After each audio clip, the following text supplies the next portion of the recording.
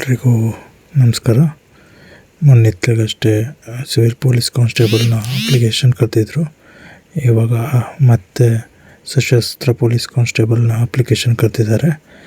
ನಾನು ರೀಸೆಂಟಾಗಿ civil police constable details application ಎಲ್ಲ ನನ್ನ ಯೂಟ್ಯೂಬ್ ಚಾನಲ್ ವಿಡಿಯೋ ಮಾಡಿ ನಿಮಗೆ ನೋಡಿ ಅಂತ ಹೇಳಾಕಿದ್ದೆ. ಇವಾಗ ಹಾಗೆ CR ಪೊಲೀಸ್ ಕಾನ್ಸ್ಟೇಬಲ್ದು ನೇಮಕಾತಿದ್ದು ಪ್ರೊಸೀಜರ್ ಆಗ್ತಾಯಿದ್ದೀನಿ, ಕೇಳಿ. ಟೋಟಲ್ಲು 1600 ಪೋಸ್ಟು ಕರೆದಿದ್ದಾರೆ. ಇದಕ್ಕೆ education qualification 12th standard second PUC ಆಗಿರಬೇಕು. ಇನ್ನು ಅಪ್ಲಿಕೇಶನ್ ಸ್ಟಾರ್ಟ್ ಅಂದರೆ ಈ ಜೂನ್ 22ರಿಂದ ಸ್ಟಾರ್ಟ್ ಆಗಿತ್ತು, ಜುಲೈ 22 ತನಕ ಇದೆ. ಎಕ್ಸಾಮು 6-9 ಅಂದರೆ ಸೆಪ್ಟೆಂಬರ್ 6 ಫಿಕ್ಸ್ ಮಾಡಿದ್ದಾರೆ. ನೋಡಬೇಕು ಏನಾಗುತ್ತೆ ಅಂಥೇಳಿ. ಈಗ ಅಪ್ಲಿಕೇಶನ್ ಬಗ್ಗೆ ಡೀಟೇಲಾಗಿ ಹೇಳ್ತಾ ಹೋಗ್ತೀನಿ. ಇನ್ನೂ ಯಾರು ನಮ್ಮ ಚಾನಲ್ ಸಬ್ಸ್ಕ್ರೈಬ್ ಮಾಡಿಲ್ಲ, ಸಬ್ಸ್ಕ್ರೈಬ್ ಮಾಡ್ಕೊಳ್ಳಿ, ಹಾಗೂ ಲೈಕ್ ಕೊಟ್ಟು ಶೇರ್ ಬಟನ್ ಒತ್ತಿ. ಹಾಗೆ ನಿಮ್ಮ ಫ್ರೆಂಡ್ಸ್ ಎಲ್ರಿಗೂ ಶೇರ್ ಮಾಡಿ ಈ ವಿಡಿಯೋನ. ಅಪ್ಲಿಕೇಶನ್ ಲಿಂಕ್ ನಾನು ಡಿಸ್ಕ್ರಿಪ್ಷನ್ನಲ್ಲಿದೆ, ಆ ಲಿಂಕ್ ಮೇಲೆ ಕ್ಲಿಕ್ ಮಾಡಿ. ಆವಾಗ ಅಪ್ಲಿಕೇಶನ್ ಲಿಂಕ್ ಓಪನ್ ಆಗುತ್ತೆ. ಅಲ್ಲಿ ಸ್ಟಾರ್ಟಿಂಗಲ್ಲಿ ಆ ವೆಬ್ಸೈಟ್ ಓಪನ್ ಆದಾಗ ನೀವೇನು ಮಾಡಬೇಕಂದ್ರೆ ಫಸ್ಟ್ ನ್ಯೂ ಯೂಸರ್ ಅಂತ ಕೊಡಬೇಕು, ಅಂದರೆ ಹೊಸ ಬಳಕೆದಾರ ಅಂತೇಳಿ ಕೊಡಬೇಕು. ಏನಕ್ಕಂದರೆ ಇದೇ ಫಸ್ಟ್ ನ್ಯೂ ಯೂಸರ್ ಅಲ್ಲ, ಇದರಿಂದ ಅಪ್ಲೈ ಮಾಡ್ತಾ ಇರೋದು, ಅದಕ್ಕಾಗಿ. ನಂತರ ಅಲ್ಲಿ ಕೇಳುತ್ತೆ, ನೀವು ಕರ್ನಾಟಕದ ರಾಜ್ಯ ಪರೀಕ್ಷಾ ಮಂಡಳಿಯಿಂದ SLC ಪರೀಕ್ಷೆ ತೇರ್ಗಡೆಯಾಗಿದ್ದೀರಾ ಅಂತೇಳಿ. ಅಂದರೆ ನೀವು SLC ಮುಗಿಸಿರಲೇಬೇಕು. SLC ಮುಗಿಸಿದ್ರೆ ಮುಗಿಸ್ಕೊಂಡು ಇದಕ್ಕೆ ಅಪ್ಲೈ ಮಾಡಬೇಕಾಗುತ್ತೆ. ಸೊ ಹೌದು ಅಂತ ಹೇಳಿ ಕೊಟ್ಟರೆ ಅಷ್ಟೇ ನೀವು ಮುಂದೆ ಹೋಗಿ ಸಾಧ್ಯ. ನೆಕ್ಸ್ಟ್ ಏನು ಮಾಡಿದ್ರು ಹೌದು ಅಂತ ಕೊಟ್ಕೊಂಡೆ ಇದು ಮಾಡಬೇಕು. ನೆಕ್ಸ್ಟು ನಿಮ್ಮ 10th ಸ್ಟ್ಯಾಂಡರ್ಡ್ ರಿಜಿಸ್ಟ್ರೇಷನ್ ನಂಬರ್ ಇರುತ್ತಲ್ಲ, ಅದ್ರ ಮೇಲೆ ಅದನ್ನು ಹೊಡಿಬೇಕು. ಅದನ್ನು ಹೊಡೆದು ಅಲ್ಲಿ ವೆರಿಫೈ ಅಂತ ಉಂಟಲ್ಲ, ವೆರಿಫೈ ಮೇಲೆ ಕ್ಲಿಕ್ ಮಾಡಬೇಕು. ವೆರಿಫೈ ಆದಮೇಲೆ ಅಲ್ಲಿ ಬರುತ್ತೆ ನಿಮ್ಮ ನೇಮು, ಆಮೇಲೆ ನಿಮ್ಮ ಡೇಟ್ ಆಫ್ ಬರ್ತು, ನಿಮ್ಮ ಲಿಂಗ, ಮೇಲ್ ಅಂತ ಇದು ಮಾಡ್ಕೊಂಡು, ಅದು ಕೆಲವೊಂದೆಲ್ಲ ಅದೇ ಹಾಕ್ಕೊಡುತ್ತೆ. ಅಂದರೆ ನಿಮ್ಮ ತಂದೆ ಹೆಸರು, ತಾಯಿ ಹೆಸರು ಅಂತೇಳಿ ಎಲ್ಲ ಅದೇ ಇದು ಮಾಡಿಕೊಡುತ್ತೆ. ನಿಮ್ಮ ಮಾರ್ಕ್ಸ್ ಕಾರ್ಡಲ್ಲಿ ಇರುತ್ತಲ್ಲ ಹಾಗೆ. ನೀವು ಕೆಳಗಡೆ ಚೂಸ್ ರಿಜಿಸ್ಟ್ರೇಷನ್ ಮೆಥಡ್ ಅಂತ ಉಂಟಲ್ಲ, ಅದರಲ್ಲಿ ಕ್ಲಿಕ್ ಮಾಡಬೇಕು. I voluntarily consent to share my Aadhaar number and authenticate my identity UIDAS secure portal ಅಂತ ಉಂಟಲ್ಲ, ಅದ್ರ ಮೇಲೆ ಕ್ಲಿಕ್ ಮಾಡಿ ರಿಜಿಸ್ಟರ್ ಥ್ರೂ ಆಧಾರ್ ಅಂತ ಹೇಳಿ ಕ್ಲಿಕ್ ಮಾಡಬೇಕು. ಆವಾಗ ರಿಜಿಸ್ಟರ್ ಥ್ರೂ ಆಧಾರ್ ಆದ ನಂತರ ನಿಮ್ಮ ಆಧಾರ್ ಕಾರ್ಡ್ ನಂಬರ್ ಹೊಡೆದ್ರೆ ಆವಾಗ ನಿಮ್ಮ register number, Aadhaar number register number ಯಾವ ಇದಾಗಿರುತ್ತೋ ಅದಕ್ಕೆ OTP ಬರುತ್ತೆ. ನೀವು OTP ಅದಕ್ಕೆ ಕ್ಲಿಕ್ ಮಾಡಬೇಕು. OTP ಕ್ಲಿಕ್ ಮಾಡಿದ ತಕ್ಷಣವೇ ನಿಮ್ಮ ಟೆಕ್ಸ್ಟ್ ಮೆಸೇಜ್ಗೆ, ಹಾಗೆ ಇಮೇಲಿಗೆ ನೀವು ಇಮೇಲು ಕೊಡಬೇಕಾಗತ್ತೆ. ಅಲ್ಲಿ ಇಮೇಲಿಗೆ ಇದಕ್ಕೆ ಮೆಸೇಜಿಗೆ ಟೆಕ್ಸ್ಟ್ ಮೆಸೇಜು ಹಾಗೂ ಬರುತ್ತೆ. ಇಮೇಲ್ಗೂ ನಿಮ್ಮ ರಿಜಿಸ್ಟ್ರೇಷನ್ ನಂಬರು, ಅಂದರೆ ಅಪ್ಲಿಕೇಶನ್ ಹಾಕ್ತಿರಲ್ಲ ಅದರ ಅಪ್ಲಿಕೇಶನ್ ನಂಬರು ಎಲ್ಲ ಡೀಟೇಲ್ಸ್ನ ಅಲ್ಲಿ ಸೆಂಡ್ ಮಾಡ್ತಾರೆ. ಟೆಕ್ಸ್ಟ್ ಮೆಸೇಜ್ಗೂ ಬರುತ್ತೆ ಹಾಗೂ ಇಮೇಲ್ಗೂ ಬರುತ್ತೆ. ನೀವು ಅಲ್ಲಿ ಏನೇನು ಕೇಳ್ತೀರೋ ಅದನ್ನು ಕ್ಲಿಕ್ ಮಾಡಬೇಕಾಗತ್ತೆ. ಅಲ್ಲೇ ರಿಜಿಸ್ಟರ್ ಆಗಿರೋ ಆಧಾರ್ ನಂಬರ್, ರಿಜಿಸ್ಟರ್ ಆಗಿರೋ ಫೋನ್ ನಂಬರಿಗೆ OTP ಬರುತ್ತೆ. ಅಲ್ಲಿ OTP ಮೇಲೆ ಕ್ಲಿಕ್ ಮಾಡಬೇಕು. ವೆರಿಫೈ OTP ಕೊಡಬೇಕು. OTP ಕೊಟ್ಟ ನಂತರ ನಿಮಗೆ ಟೆಕ್ಸ್ಟ್ ಮೆಸೇಜು ಮತ್ತು ಇಮೇಲ್ಗೂ ನಿಮ್ಮ ಅಪ್ಲಿಕೇಶನ್ ನಂಬರು ಬರುತ್ತೆ. ನೀವು ಅದಕ್ಕಿಂತ ಮೊದಲು ಇಲ್ಲಿ ಅಪ್ಲಿಕೇಶನ್ ನಂಬರ್ ಬರೋಕ್ಕಿಂತ ಮೊದಲು ಇಲ್ಲಿ ಸೆಟ್ ಪಾಸ್ವರ್ಡ್ ಅಂತಲೂ ಕೇಳುತ್ತೆ. ಅವಾಗ ನೀವು ಪಾಸ್ವರ್ಡು ಸೇವ್ ಮಾಡಿ, ನಿಮ್ಗೇನು ಬೇಕು ಇಡ್ತೀರೋ ಅದು ಪಾಸ್ವರ್ಡನ್ನ ಇಟ್ಟಿರ್ಬೋದು, ಏನಕ್ಕಂದರೆ ಲಾಗಿನ್ ಆಗೋದಕ್ಕೆ. ನೆಕ್ಸ್ಟ್ ನೀವು ಲಾಗಿನ್ ಆಗಬೇಕಾಗತ್ತೆ. ಅಂದರೆ ನಿಮ್ಮ ಅಪ್ಲಿಕೇಶನ್ ನಂಬರ್ನ ಮೆಸೇಜ್ ಬಂದಿರ್ತೀರೋ ಅದನ್ನು ಹೊಡೆದು, ನೀವು ಪಾಸ್ವರ್ಡ್ ಏನು ಇಡ್ತೀರೋ ಅದನ್ನು ಇಟ್ಟು ಕ್ಯಾಪ್ಚಾ ಹೊಡೆದು ಲಾಗಿನ್ ಆಗೋಕ್ಕೆ. ಫಸ್ಟ್ ನಿಮ್ಮದು ಡೀಟೇಲ್ಸ್ ಕೇಳುತ್ತೆ. ಒಂದಿಷ್ಟು ಡೀಟೇಲ್ಸ್ ಆಲ್ರೆಡಿ ಫಿಲ್ ಮಾಡಿರುತ್ತೆ, ಯಾಕಂದರೆ ಆಧಾರ್ ಕಾರ್ಡಲ್ಲೇ ಇರುತ್ತಲ್ಲ, ಸೊ ಅದಕ್ಕಾಗಿ. ಆಮೇಲೆ ಅದರಲ್ಲಿ ಏನು ಕೇಳಿಲ್ಲ ಅದನ್ನು ಫಿಲ್ ಮಾಡ್ಕೊಂಡು ನೆಕ್ಸ್ಟ್ ಹೊಡಿಬೇಕು. ಆಮೇಲೆ ಎಜುಕೇಷನ್ ಕ್ವಾಲಿಫಿಕೇಷನ್ ಕೇಳುತ್ತೆ. ಎಜುಕೇಷನ್ ಕ್ವಾಲಿಫಿಕೇಷನಲ್ಲಿ ನೀವು ಸೆಕೆಂಡ್ PU ಆಗಿರಲೇಬೇಕು. ಸೊ ಅಲ್ಲಿ 12th ಅಂತಲೂ ಇದೆ. ನೀವೊಂದು PUC ಕರ್ನಾಟಕ ಬೋರ್ಡ್ ಆಫ್ಟರ್ 2008 ಅಂದರೆ 2008 ನಂತರ ನೀವು 12th ಮುಗಿಸಿದ್ರೆ ಹಾಗೆ ಹೊಡಿಬೇಕು. ಹಾಗೆ ಹೊಡೆದು ನೀವು ಅಲ್ಲಿ ನಿಮ್ಮ PUC registration number, examination month ಅಂದರೆ ಯಾವ ಮಾರ್ಚಲ್ಲೋ ಏಪ್ರಿಲಲ್ಲೋ ಅಂತ ಹೇಳಿ ಅದನ್ನು ಹೊಡೆದು, ನಿಮ್ಮದು ಪಾಸಿಂಗ್ ಇಯರ್ ಯಾವಾಗ ಅಂತ ಹೊಡೆದು ಅಲ್ಲಿ ಫೆಚ್ ಅಂತ ಕೊಟ್ಟರೆ ನಿಮ್ಮದು ಆಲ್ರೆಡಿ ಏನೇನು ಡೀಟೇಲ್ಸು ಇದೆ ಅದು ಫಿಲ್ ಮಾಡ್ಕೊಳುತ್ತೆ.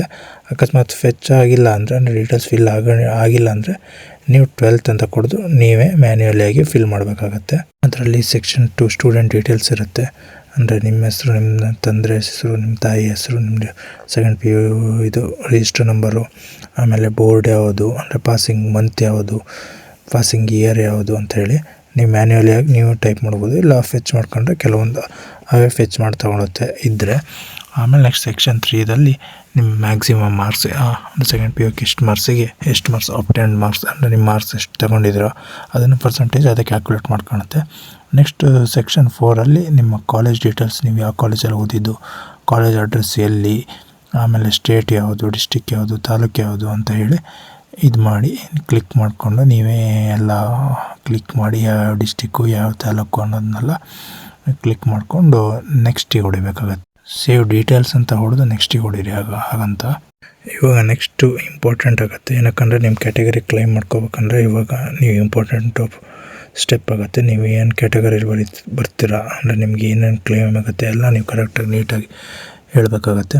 ಅಲ್ಲಿ ನೀವು ಜನರಲ್ ಮೆರಿಟ್ ಬಿಟ್ಟು 2A ಆಗಲಿ, SC ಆಗಲಿ, ST ಆಗಲಿ, 3A ಆಗಲಿ, 3B ಬರ್ತೀರಾ ಅಂದರೆ ಅಲ್ಲಿ ಎಸ್ ಅಂತ ಹೊಡೆದು ನೀವು ಸೇವ್ ಕ್ಯಾಟಗರಿ ಆ್ಯಸ್ ಅಂತ ಹೇಳಿ ಜನರಲ್ ಮೆರಿಟಿಗೂ ಆದರೆ ಎಸ್ ಅಂತ ಹೊಡಿಬೇಕು.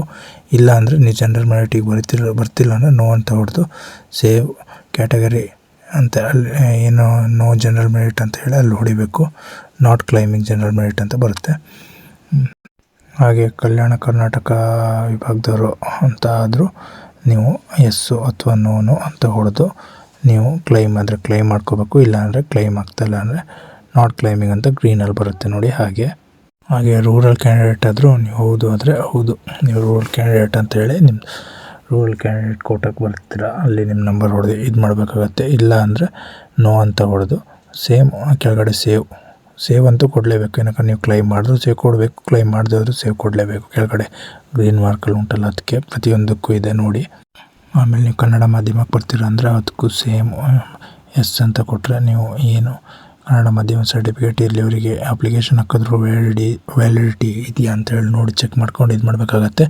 ಆವಾಗ ಎಸ್ ಅಂತ ಎಸ್ ಕೊಟ್ಟು ನೋ ಅಂತ ನೋ ಕೊಟ್ಟು ಅಲ್ಲಿ ಕೆಳಗಡೆ ಸೇವ್ ಕನ್ನಡ ಕ್ಲೈಮ್ ಅದನ್ನಂತೂ ಹೊಡಿಲೇಬೇಕಾಗುತ್ತೆ.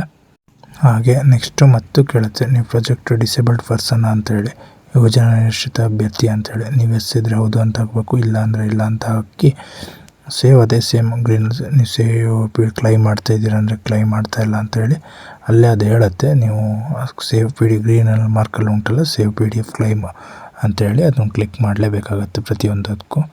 ನೀವು ಪ್ರತಿಯೊಂದು ಕ್ಲಿಕ್ ಮಾಡಿದ್ದು ಕೆಳಗಡೆ ಡೀಟೇಲ್ಸ್ ಬರುತ್ತೆ, ನೀವು ಅಲ್ಲಿ ಟಿಕ್ ಮಾಡಲೇಬೇಕಾಯ್ತು. ನೀವು ಇದನ್ನು ವೆರಿಫೈಡ್ ಮಾಡಿ ಈ ಕ್ಯಾಟಗರಿಗೆ ಇದು ಮಾಡಿದ್ದೀರಾ, ನೀವು ವೆರಿಫೈ ಮಾಡಿ ಈ ರೂರಲ್ ಕೋಟಾಗಿ ಇದು ಮಾಡಿದ್ದೀರಾ, ನೀವು ವೆರಿಫೈ ಮಾಡಿ ನೀವು ಯಾವುದು ಕನ್ನಡ ಮೀಡಿಯಮ್ಗೆ ಅಪ್ಲೈ ಮಾಡಿದ್ದೀರಾ ಅಂತ ಹೇಳಿ ಬರುತ್ತೆ. ಅದಕ್ಕೆಲ್ಲ ನೀವು ಟಿಕ್ ನೀವು ಅಪ್ಲೈ ಮಾಡಿದರೆ ಟಿಕ್ ಅಂತ ಎಲ್ಲ ಇದು ಮಾಡಿ ಆಮೇಲೆ ಸೇವ್ ಆ್ಯಂಡ್ ನೆಕ್ಸ್ಟ್ ಕೊಡಬೇಕಾಗತ್ತೆ. ಹಾಗೆ ನೆಕ್ಸ್ಟ್ ನೋಡಿ ಏನಂದರೆ ನೀವು ಬುಡಕಟ್ಟು ಜನಾಂಗದ ವ್ಯಕ್ತಿ ಅಂತ ಕೇಳುತ್ತೆ. ಸೊ ಅವಾಗ ನೀವು ಅಲ್ಲಿ ಹೆಸರನ್ನು ಹಾಕಬೇಕಾಗತ್ತೆ. ಆಲ್ಮೋಸ್ಟ್ ಎಲ್ಲ ನೋನೇ ಹಾಕ್ತಾರೆ ಅಂದರೆ ಬುಡಕಟ್ಟು ಜನಾಂಗದ ವ್ಯಕ್ತಿ ಅಲ್ಲ ಅಂಥೇಳಿ. ಆಮೇಲೆ ಸೆಕ್ಷನ್ 2ದಲ್ಲಿ ನಿಮ್ಮ ಹೈಟು ಅಂದರೆ ಮೇಲಿಗೆ 168 ಸೆಂಟಿಮೀಟ್ರ್ ಇರಲೇಬೇಕು ಮಿನಿಮಮ್ಮು. ಈ ಬುಡಕಟ್ಟು ಜನಾಂಗದ ವ್ಯಕ್ತಿಗಳಾದರೆ 155 ಇರಬೇಕು. ಸೊ ಹೈಟಲ್ಲಿ ಮೆನ್ಷನ್ ಮಾಡಬೇಕಾಗತ್ತೆ ನಿಮ್ದು ಎಷ್ಟು ಸೆಂಟಿಮೀಟ್ರಲ್ಲಿ ಎಷ್ಟಿದೆ ಅಂಥೇಳಿ. ಹಾಗೆ ವೇಟು ಅಂದರೆ ನೀವು ವೇಟ್ ಅಲ್ಲ, ನಿಮ್ಮದು ಹೈಟಿಗೆ ತಕ್ಕಂತೆ ವೇಟ್ ಇರಬೇಕು. ಹಾಗೆ ನಿಮ್ಮ ಚೆಸ್ಟು ಮಿನಿಮಮ್ 86 ಇರಲೇಬೇಕು ಮಿನಿಮಮ್ಮು. ಅದಕ್ಕಾಗಿ ಅಲ್ಲೂ ಮೆನ್ಷನ್ ಮಾಡಬೇಕಾಗತ್ತೆ ನಿಮ್ಮದು ಚೆಸ್ಟ್ ಪುಸ್ತಕ ಎಷ್ಟು ಇರುತ್ತೆ ಅಂಥೇಳಿ. ಹಾಗೆ ನೆಕ್ಸ್ಟ್ ಸೆಕ್ಷನ್ 3ದಲ್ಲಿ ನೀವು ಯಾವುದಾದ್ರು ಸರ್ವೆಂಟ ಅಂದರೆ ಸೆಂಟ್ರಲ್ ಗೌರ್ಮೆಂಟಲ್ಲ ಅಥವಾ ಸ್ಟೇಟ್ ಗೌರ್ಮೆಂಟಲ್ಲಿ ಸರ್ವೆಂಟ್ ಅಂತ ಕೇಳ್ತಾರೆ. ಅಂದರೆ ನೀವು ವರ್ಕ್ ಮಾಡ್ತಾಯಿದ್ದೀರಾ ಯಾವ್ದಾದ್ರು ಸೆಂಟ್ರಲ್ಲು ಸ್ಟೇಟ್ ಯಾವ್ದಾದ್ರು ಜಾಬ್ ಮಾಡ್ತಾಯಿದ್ದೀರಾ ಗೌರ್ಮೆಂಟ್ ಅಂತ ಹೇಳಿ ಕೇಳ್ತಾರೆ. ಸೊ ಅಲ್ಲಿ ನೀವು ಎಸ್ ಆರ್ ನೋ ಅಂತ ಹೇಳಿ ಮೆನ್ಷನ್ ಮಾಡಬೇಕಾಗತ್ತೆ, ನೋಡ್ಕೊಂಡು ಹಾಕಿ. ಹಾಗೆ ನೆಕ್ಸ್ಟು ನೀವು ಏಜ್ ರಿಲ್ಯಾಕ್ಸೇಷನ್ ಕ್ಲೈಮ್ ಮಾಡ್ತಾಯಿದ್ರೆ ಎಸ್ ಅಂತ ಅಲ್ಲಿ ಇದು ಮಾಡಿಕೊಂಡು ಕ್ಲಿಕ್ ಮಾಡ್ಕೊಂಡು ಇದು ಮಾಡಬೇಕಾಗತ್ತೆ. ನೀವು ಕ್ಲೈಮ್ ಮಾಡ್ತಾಯಿಲ್ಲ ಅಂದರೆ ಹಾಗೆ ನೀವು ಏನೂ ಇದು ಮಾಡೋದೇ ಕ್ಲಿಕ್ ಮಾಡೋದೇ ಬೇಡ. ಹಾಗೆ ನೆಕ್ಸ್ಟ್ ಕಂಟಿನ್ಯೂ ಮಾಡಿದ್ರೆ ಆಯಿತು. ನೀವು ಇಲ್ಲಿ ಅಂದರೆ ಕನ್ನಡ ಲ್ಯಾಂಗ್ವೇಜ್ ಎಕ್ಸಾಮ್ ಡೀಟೇಲ್ಸ್ ಅಲ್ಲಿಂದ ಕಂಟಿನ್ಯೂ ಮಾಡಿದ್ರೆ ಆಯಿತು. ಅಥವಾ ಕ್ಲೈಮ್ ಮಾಡ್ತಾಯಿದ್ದಾರೆ ಅಂದರೆ ಸೊ ಅಲ್ಲಿ ಅದೇ ಹೇಳುತ್ತೆ, ಅಲ್ಲಿ ತೋರಿಸುತ್ತೆ ಸೆಲೆಕ್ಟ್ ಆಪ್ಷನ್ ಉಂಟಲ್ಲ ಅದರಲ್ಲೇ ನೋಡಿ. KE ಮತ್ತು KPSC ಕನ್ನಡ ಎಕ್ಸಾಮ್ ಪಾಸ್ ಆಗಿದ್ದೀರಾ ಇಲ್ಲ ಅಂತ ಕೇಳುತ್ತೆ. ನೀವು ಹೌದು ಅಂದರೆ ಹೌದು ಅಂತ ಹಾಕಿ, ಇಲ್ಲ ಅಂದರೆ ಇಲ್ಲ ಅಂತ ಹಾಕಿ. ಅದೇನು ಆಪ್ಷನ್ ಏನು ಇದಾಗಲ್ಲ, ಮ್ಯಾಂಡೇಟರಿ ಆಗೋಲ್ಲ, ಹೌದು ಅಂತ ಹಾಕಿರಿ. ಆಮೇಲೆ ಕನ್ನಡ ಎಕ್ಸಾಮ್ ರಿಜಿಸ್ಟ್ರೇಷನ್ ನಂಬರ್ ಕೇಳುತ್ತೆ, ಅಂದರೆ ಕನ್ನಡ ಇದು ನೋಂದಣಿ ಸಂಖ್ಯೆ ಕನ್ನಡ ಪರೀಕ್ಷೆದು. ಆವಾಗ ಅಲ್ಲೇ ಕೆಳಗಡೆ ಅಂತ ಹೇಳುತ್ತೆ ನೀವು SLC ಇದಾದರೂ ಹಾಕ್ಬೋದು, SLC ನಂತರ PUC ಇದಾದ್ರೂ ಹಾಕ್ಬೋದು. ಬಟ್ ನೀವು ಕನ್ನಡ ಲ್ಯಾಂಗ್ವೇಜ್ನ ಫಸ್ಟ್ ಲ್ಯಾಂಗ್ವೇಜಾಗಿ ಸೆಲೆಕ್ಟ್ ಮಾಡಿ ಓದಿರಬೇಕು, ಅದೇ ಮೇನು. ಸೊ ನೀವು ಅದನ್ನೇ ಹಾಕ್ರಿ, ಏನು ಪ್ರಾಬ್ಲಮ್ ಏನಿಲ್ಲ. 10th ಅಥವಾ PUC ಹಾಕ್ರಿ. ಅದರಲ್ಲಿ ಕನ್ನಡ ಎಕ್ಸಾಮ್ ಫಸ್ಟ್ ಲ್ಯಾಂಗ್ವೇಜ್ನ ಸ್ಟಡಿ ಮಾಡಿದರೆ ಅಷ್ಟೇ ಹಾಕಿ. ಸೊ ಅಲ್ಲಿ ಕೆಳಗೂ ಕೇಳುತ್ತೆ. ಆಮೇಲೆ have you passed Kannada subject in 10th SLC PUC ಅಥವಾ ಎನಿ ಡಿಗ್ರಿ ಲೆವೆಲ್ ಅಂತ ಹೇಳಿ.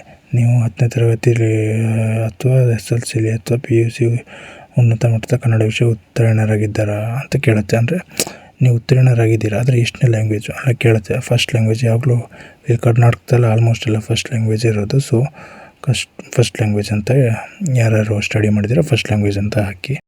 ನೆಕ್ಸ್ಟ್ ಅದೇ ಆಮೇಲೆ ಕ್ರಿಮಿನಲ್ ಕೇಸಲ್ಲಿ ಏನಾದ್ರು ಇದೆಯಾ ನಿಮ್ಮದು ಅಂತ ಕೇಳ್ತಾರೆ. ನೀವು ಎಸ್ ಅಂತ ಇದ್ದರೆ ಇದು ಮಾಡೋಕ್ಕಾಗಲ್ಲ, ನೋ ಅಂತ ಹಾಕಬೇಕಾಗತ್ತೆ. ನೋ ಹಾಕಿ ಆಮೇಲೆ ಡಿಬಾರ್ ಆಗಿದ್ದೀರಾ ಯಾವ್ದಾರು ಎಕ್ಸಾಮ್ ಅವೆಲ್ಲ ನೋನೇ ಹಾಕಿ ಆಮೇಲೆ ಸೇವ್ ಕನ್ನಡ ಡೀಟೇಲ್ಸು ಅಂತ ಹೇಳಿ ಕೊಟ್ಟರೆ ಹಾಗೆ ಸೇವ್ ನೆಕ್ಸ್ಟ್ ಅಂತ ಕೊಡ್ತಾ ಹೋದರೆ ನೆಕ್ಸ್ಟು ನಿಮ್ಮದು ಫೋಟೋ ಕೇಳುತ್ತೆ.